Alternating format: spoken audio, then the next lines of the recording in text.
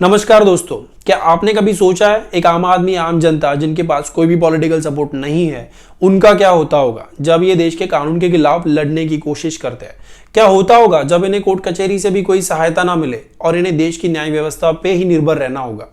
और जब ये जिनके खिलाफ लड़ने की कोशिश कर रहे हैं वो एक रईस बिजनेसमैन हो, जिनकी पहुंच ऊपर तक हो, जो न्याय व्यवस्था को इनके लिए जैसे चाहे वैसे बदल दे अगर आप इन तक पहुंच भी जाओ। अपने देश में तो ये कभी ना खत्म होने वाली एक कहानी बन के रह जाएंगे और न जाने इन्हें ये ऐसी राह पे ले जाए जहां इन्हें बड़े साहस से रहना होगा इन सब के खिलाफ जाके इस लड़ाई को लड़ने के लिए। एक ऐसा एग्जाम्पल सेट करना होगा जो हम जैसे कई लोगों के लिए एक इंस्पिरेशन बन जाए, क्योंकि जीवन के किसी भी पड़ाव में लाइफ कभी भी सेम नहीं होती। ट्रायल बाय फायर एक ऐसी कहानी है, एक ऑर्डिनरी फैमिली की जो बहुत ही बड़े दुख से गुजर रही है और जो न्याय की उम्मीद लगाए बैठी है उनके दोनों बच्चों के लिए, जिनको उन्होंने एक फायर एक्सीडेंट में खो दिया। ये स्टोरी है दिल्ली में रहने वाले शेखर और नीलिमा कृष्णमूर्ति की, जिनको किया है अभय देओल और राजश्री देशपांडे ने, जिनके एक बेटी और बेटे की मौत हो जाती है जून 1997 में उपहार सिनेमा में हुए फायर एक्सीडेंट में। और ये एक सत्य घटना है जिनमें और भी 59 लोगों की जानें गई। इन विक्टिम्स के कई फैमिलीज ने यह मान लिया था कि ये एक हादसा है, जबकि कृष्णमूर्ति फैमिली ये मानने को तैयार ही नहीं है और ये दावा कर रहे हैं कि ये फायर ट्रेजेडी को रोका जा सकता था।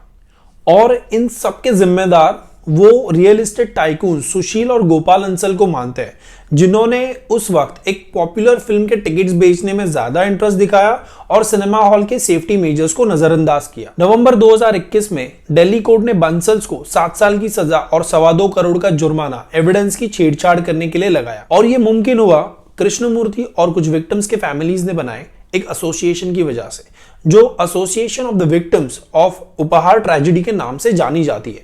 यही एकता trial by fire web series में दिखाई गई है। इस वेब सीरीज ने ट्रायल बाय फायर के सब्जेक्ट को जस्टिस तो किया है और ऑडियंस का इंटरेस्ट बनाए रखने के लिए इमोशनल ड्रामा भी ऐड किया है, खास करके आखिर के कुछ एपिसोड्स में। जिस तरह अभय और राजश्री ने एक डिस्टर्ब और नर्वस पेरेंट्स का रोल निभाया है और जस्टिस पाने के लिए 20 साल तक कृष्णमूर्ति फैमिली का जो स्ट्रगल और मेहनत दिखाई है, वो तो पक्का काम कर गई इस वेब सीरीज के लिए। इस वेब सीरीज में आप देख सकते हो कृष्णमूर्ति फैमिली के पास साल 1997 में एक perfect earning source, computer, car और WLL जैसे फोन होने के बावजूद उन्हें कैसे न्याय व्यवस्था की तरफ लाचार होना पड़ा। पहले कुछ एपिसोड्स में एक पेरेंट को अपने बच्चे को खोने का ट्रॉमा, सोसाइटी को उनकी तरफ देखने का नजरिया और उन पर जो बीती है उसे एक्सेप्ट करने की और अपने लाइफ की स्ट्रगल, नए लाइफ को एडजस्ट करने की कोशिश दिखाई देती है।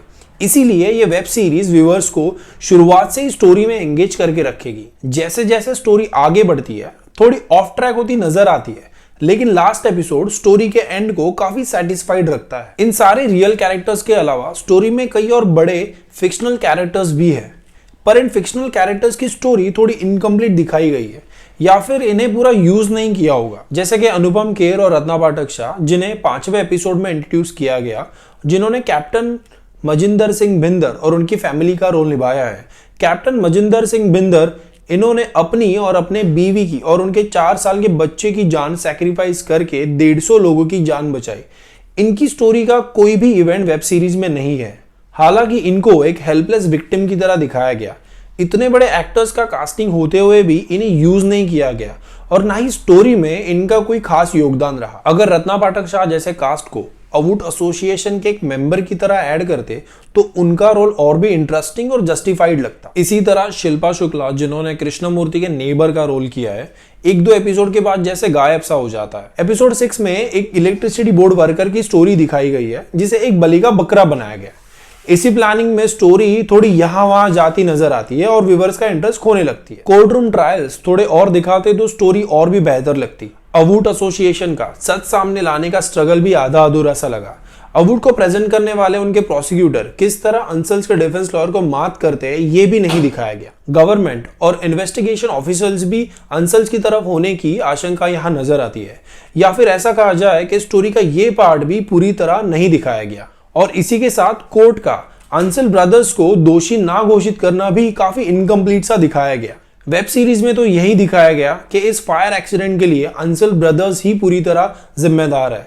शायद यही कारण हो सकता है अंसल ब्रदर्स ने कोर्ट में trial by fire web series के रिलीज पे रोक लगाने की अपील की थी। इनके अलावा स्टोरी में जितनी भी कैरेक्टर्स को जिम्मेदार ठहराया गया स्टोरी में बैलेंस बनाए रखने के लिए इन सारे कैरेक्टर्स को पछतावे के साथ एंड किया गया। ऐसा लग रहा था कि स्टोरी की बड़ी फाइट सीरीज के बैकग्राउंड में ही चल रही थी। स्टोरी के कई पॉइंट्स में सिस्टम को बदल देने की, फायर सेफ्टी मेजर्स को इंप्रूव करने की और उन्हें स्कूल और ऐसी कई सारी जगह पे इंस्टॉल करने की बात की गई।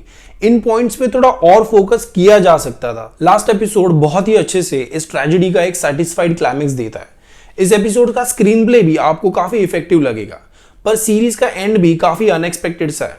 शायद सीक्वेंस कृष्णमूर्ति और अवुड के बाकी मेंबर्स की स्टोरी को कंप्लीट कर दे और बड़े इश्यूज पे भी फोकस करे। बस इतना कहा जा सकता है, इस वेब सीरीज ने एक निराशाजनक सब्जेक्ट को जस्टिस दिलाने की कोशिश की है। आपको हमारा ये वीडियो अच्छा लगा हो तो प्लीज लाइक और सब्सक्राइब करना ना भूले।